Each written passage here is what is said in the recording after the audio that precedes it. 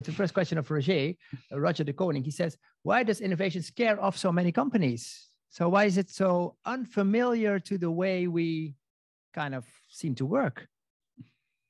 That's an excellent question, because I think the word is even right.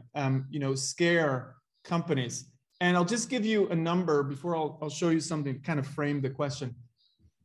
There are about 75% of companies, according to a BCG study, Boston Consulting Group, they say innovation is a top 3 priority. Okay, so that seems pretty trivial. Everybody thinks innovation is really important. And the 25% that don't, they will either disappear or they're scaling their company. They're innovative enough.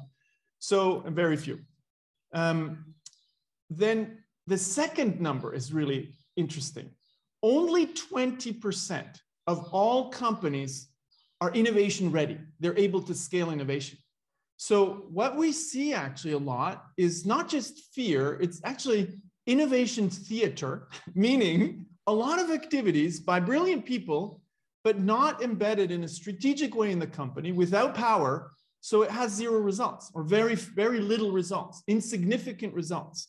So that's what we see today. So the question is why? Why is that happening? And I'll show just a quick concept here.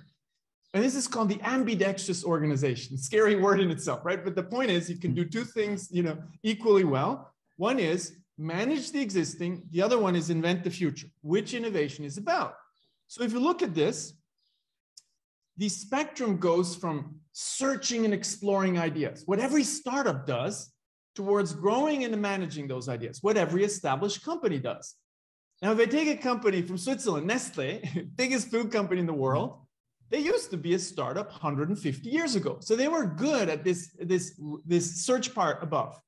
But now they're execution machines and they do very incremental innovation. So what happens over time is companies get very comfortable with managing what they have. They get better and better at it. And here's what happens. They develop antibodies that kills anything that looks different. They develop antibodies that kill new value propositions, new business models, new initiatives that just are hard to understand because we don't know what's going to work.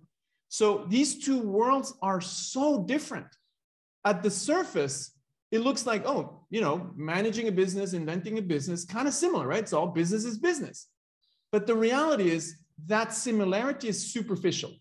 Managing and running a business unit, product, is fundamentally different from searching for value propositions and business models that could work in the ocean of possibilities and then scaling them until they become a business. These universes are different.